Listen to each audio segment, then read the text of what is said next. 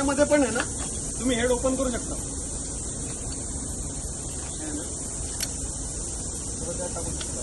हा पुढे गेला वाढव. होय आंबलेश पुढे.